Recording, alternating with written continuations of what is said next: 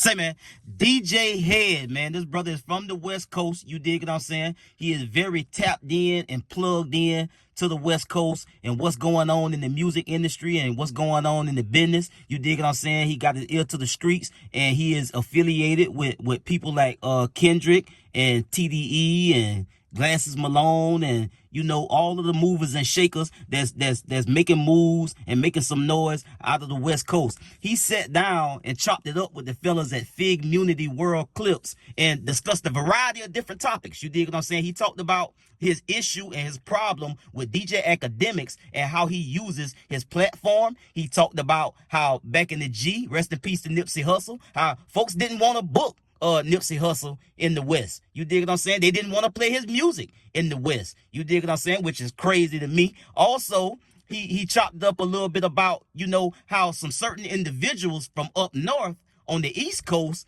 that work with Atlantic Records pushed up on him to push music for A Boogie with the Hoodie, which is from New York.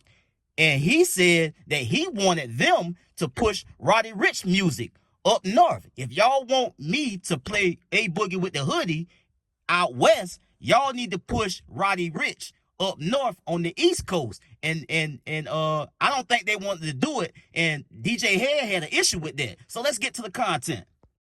I've told labels. I've gotten into it with labels. Shout out to my dude. Shout out to the homie from Atlantic Records. I've gotten into it with them before over our records because they called me about A Boogie with a Hoodie record. And I'm like, well, what about this Roddy record? Yeah.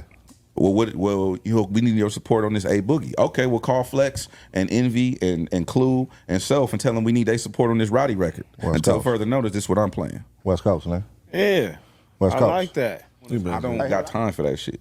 Yeah, you remember the era of the LA clubs when they used to tell you you can't play no LA artists? I didn't want to talk about that, but that was a cold era though. Yeah, I Who used was to telling, like the club, the promoter was saying the this? promoters. Yeah. The promoters banned me from playing LA That's music crazy, in the club dog. in real life. So They wouldn't even let us in a lot that of people think motherfucker. that my biasness come from just me being homies with Dot or Rock or Glasses or, you know, YG or Ty or Joe or any. That's not where my bias come from. My bias come from I know what it was. So you got to think about, I call it the no man's land because I don't know when to call it. But after Dre and Game kind of like had their separation, Doctor's Advocate came out, to the New Boys, it was dead out here. And that's the era we came up in. Yeah. It was dead. It was Glasses and Division and TDE and Hot Dollar and Gorilla Black and Game and them and Spider Loke and 40 Glock and them. And it was like, it was just the Wild Wild West. Bishop, Mike Stroh, and then you had these pushing niggas that was bubbling too. But it was nothing out here. All the labels packed up, went back to New York. Power 106 was only where hip hop lives, and they was playing all the LMFAO fist pump shit, right? Yeah. So only place you can go is Homegrown Radio, me and Chuck. And there was no clubs. We was doing shows. Hot Dollar had the #1 song on the radio. You know where he was doing his show? At the Copacabana in Long Beach. I think I was there for that, honestly. That's funny. At the Copacabana in Long Beach. Either you doing the Forum or you at the Copacabana. There was no in between. And so my bias comes from, I know how hard it was for us to get to these platforms and get on these levels and get people to take us serious, get people to invest. And so that's why I go so hard, because the people that I looked up to didn't do it. They was running their plays or whatever. Or they probably did it already. They didn't. They wasn't doing what I've done. They didn't do that. Niggas started pushing the line every week. I mean, we used to have a meeting at Denny's. I'm like, man, y'all got to let Head close out. This when they wouldn't let Nipsey come to clubs. Don't book Nipsey. Yep. Don't book Nipsey. That's a real thing in LA. It was like, don't book Nipsey. There's no three LA promoters. I'm not gonna name nobody. There's 3 promoters who told me don't play no LA shit. In real life. And then when everything blew up after the jerk and then Ratchet came and all that, they called me to book the homies. And I remember I held a grudge too.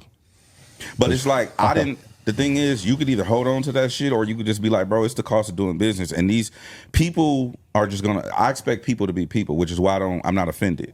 I don't get offended because I just expect human beings to be human beings. Obligated now to get in there, you feel me, and speak for us as a whole for the West Coast? Now I do. Before I didn't. Before this year I didn't. Yeah. Now I feel obligated, but I've always said things, but not publicly. Like most of the people that either bring my name up or most of the people who either have a problem with me, or not, it's only like 2 people that probably have a problem with me, but like But most of the people who have something to say about me, we've spoken offline. I don't do a lot of, I'm not finna get on camera and talk crazy about nobody. For what? My number hasn't changed since 2003. I'm not changing my number. I don't run around. Top told me that. Keep going. Top told me that. He said niggas who change their number don't know how to say no. He told me that almost 10 years ago. Because he still got the same number from when he was in the bricks. Do those personally. It's not that I wouldn't do it. So I'm not speaking about it from a vain standpoint, like, because I actually, you should get Will Smith's book. It's fire. But I remember him getting advice. What he said, he was talking to Kevin Hart was talking to Will Smith. He's like, I don't give advice because when you give advice, it teaches people how to be you. So I don't necessarily give people advice no more. I give information, right? And so I'm not saying that it's not the way he conducts himself is not becoming of how I would do it. I'm looking at it generational. Again, I'm thinking about the broad. I always zoom out, right? Every time I do something, say something, move, make a move, I always try to zoom out 1 to 3 layers, right? And so when I'm looking at it, when I'm from the standpoint I'm looking at it is, it's not even singled out just Act. I don't want to single him out. There's a whole generation of people doing things where it's teaching people that they don't have to be accountable for the things that they do and say. And I don't fuck with that because y'all, y'all have had to have on-camera conversations and off-camera conversations because of different things or whatever. Keem, same thing, right? There are things that go on and you have to deal with those things. I don't respect people who could just log off, which is why I don't like, certain people in the culture who don't look like us, because at the end of the day, you can meddle around in this and then you could take your hat off and go home. Right. That's not available to us. That's a bar. Start a fire and walk off. That's not available to really to us. listen to the people and really give us what we wanted in your point of view. Okay, from my perspective, he really is on some LA shit. Like when he said niggas don't like the West Coast and I'm fine with it, I'll push the line with it. What I learned is niggas don't like the West Coast and I'm fine with it. I'll push the line with it. This is pushing the line. The thing is, I even go back to June. When we did the pop-out show, it was made clear to everybody, this is not an anti-anybody concert. This is a pro-us concert. This is about us. Don't mention anybody. We're not dissing nobody. This is a unification process. That's really what he on. That's what you see in the remnants of right now. So it comes from the Not Like Us record, right? The unification or the energy of that, I guess. The energy right? of it, yes. Now, first of all, from a fan of the culture, you dig what I'm saying? Just from a fan of the culture standpoint, we are starting to see more and more that the music industry and the music business is very heavily political. You dig what I'm saying? These folks in this music industry is just as H8te as the streets.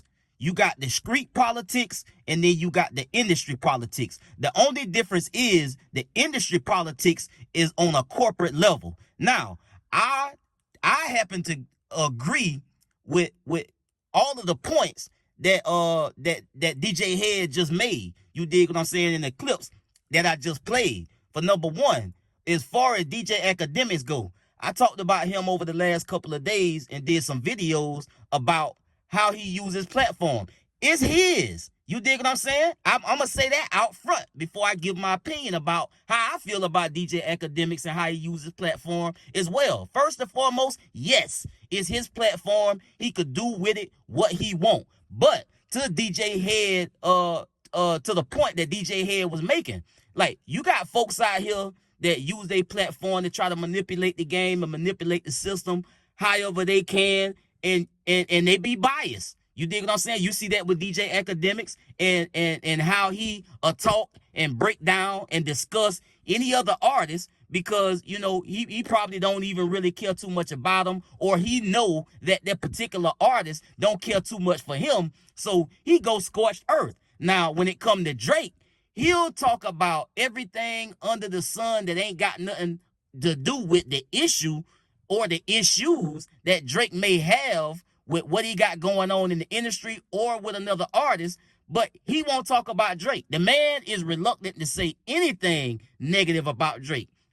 I don't know what that is.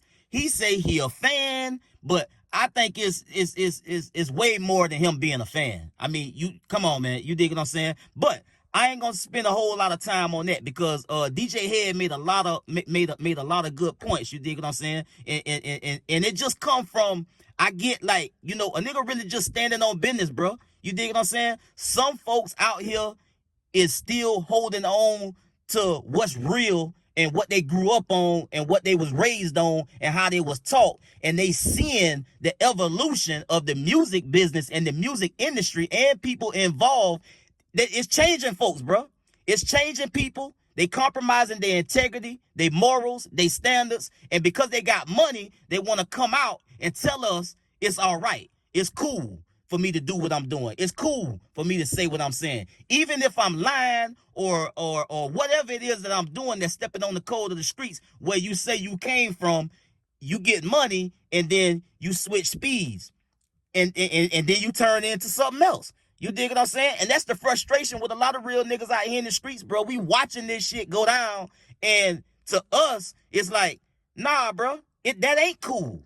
That's not what's real, bro. You dig what I'm saying? And I want to touch on a little bit more what he was saying about, some individuals from Atlantic that was pushing up on him to play A Boogie with the Hoodie music in the West Coast to push him and get him a fan base out west, but didn't want to play no West Coast music in New York or up north on the East Coast. Like, what's the deal with that? Again, it's the street politics, bro. And some folks, like he said, I'm gonna do what I'm doing on that West Coast. Y'all doing what y'all do what y'all doing over there. If you ain't trying to rock with nothing on that West, I ain't rocking with nothing on that East. And I can respect that. You dig what I'm saying? Because, hey, ain't that's what it's all about? You do something for me, I do something for you. But it's the corporate and it's the industry politics of it all. And rest in peace to Nipsey Hussle. The comments that was made about them boys saying folks was not wanting to book Nipsey and not wanting to play his records and stuff like that. That's crazy to me. That's just crazy to me with Nipsey being all that he became from the from being from the West Coast. That's wild to me. But it's a dirty game. It's a H8te game. It's a trickster game. You dig what I'm saying? It's a slimy business, bro, to be in. And again, we starting to see more and more that the industry is just the corporate streets, bro. They just play by different rules, and they playing with a hell of a lot more money than niggas is in the streets. You dig what I'm saying? And lastly, DJ Hed talked about feeling the need almost to have to start to be more outspoken about holding it down for the West, defending the West, and doing everything that he can to make sure the West Coast and the artists out there get they just due and not be tricked, not be played with, and not be fucked over. You dig what I'm saying? Quite frankly. And also, he talked about Kendrick and the type of vibe and the type of energy that Kendrick on right now. He letting you know point blank what type of timing Kendrick on. And he letting folks know. And Kendrick letting folks know. And Top already done let folk know. Kendrick ain't about to stop. He done put the game in a chokehold.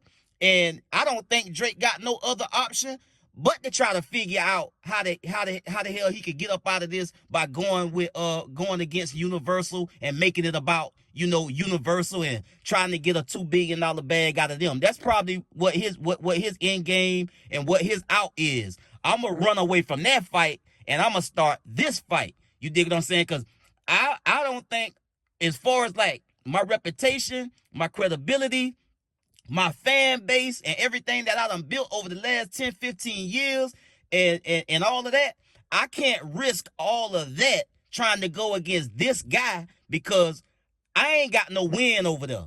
Drake can't really, I don't think Drake can out-rap Kendrick because I really, first and foremost, I don't even put Drake and Kendrick, me personally, I don't put Drake and Kendrick on the same level because the type of music Kendrick has always put out has been this type of music.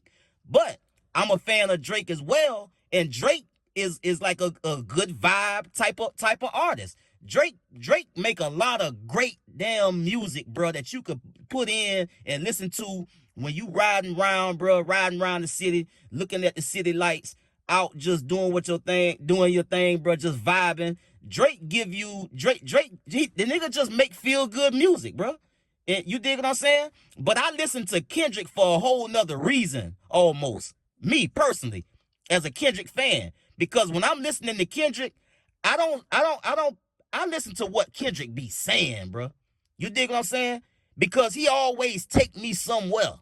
When you ride around listening to Kendrick, you got to pay attention to the highway, man. You got to really pay attention to the highway, cause the brother had you somewhere else out your mind, just really thinking about life, bro. Not about shining or being with women or flying on jets and all of that. When you listen to Kendrick, you listen to Kendrick for a purpose, bro. You trying to you in a real spot. It's all depending on the type of person that you is. Different Kendrick Lamar fans listen to him for different reasons. But I listen to Kendrick for what he is. And what Kendrick is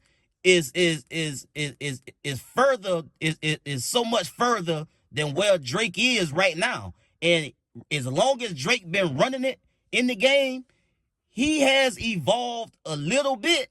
You dig what I'm saying? But his fans done grew with him over these past 10, 15 years. And you kind of know what you're gonna get from Drake, pretty much. You dig what I'm saying? With Kendrick, you don't know what the hell you gonna get. But you know if he drops something, it's gonna be good. It's gonna be greatness. You ain't got to worry about if Kendrick taking a break or he out the spotlight. You know when he come back, he gonna get to the business. You dig what I'm saying? And DJ Hed was talking about this, what Kendrick on right now, and this wave he on, this wrath he about to go on, bro. Next year, he letting folks know, bro. He letting folks know that Kendrick ain't about to stop. Kendrick about to come and get everything that he came for, and anybody in the way could get it. And again, like DJ Hed was saying, it ain't about us being against anybody. If the shoe fit, wear it. But we ain't tripping on nobody about no nothing, bro. This a West Coast thing, bro. We got a lot going on out here. We got a lot to offer out here, and we tired of folk playing with us, bro. And we about to get with it, bro. And we bringing everybody with us, bro. We bringing all arms to bear, all hands on deck, bro. And Drake, he ain't ready for all of that smoke that he said he wanted, and now he got it. Now he got it, and we seeing what he doing. You dig what I'm saying? Like the brother said at the end of the clip, start a fire and then run. And that's what he doing right now. It just call it what it is, bro. You dig what I'm saying? And if he want the fight, he'll wait. The fight is there waiting on him. Cause Kendrick is ready. Kendrick want all the smoke. He the one ran out of breath. Drake ran out of breath. He stopped making records and started whining. He want to sue folks and do all of that. And yeah, he could sue. If he win, good for him. Big bankroll for him. But the culture still gonna be right here, bro. We here for the music, bro. We here for the music. And that's all we here for. So you over here in litigation trying to fight your record label, bro. That's not music, bro. You dig what I'm saying? Because when we see you over here fighting, we know over here why you ran over there. Because you couldn't handle what was going on over here. I'll get at y'all on the next one, man. Y'all be smooth. I'm out.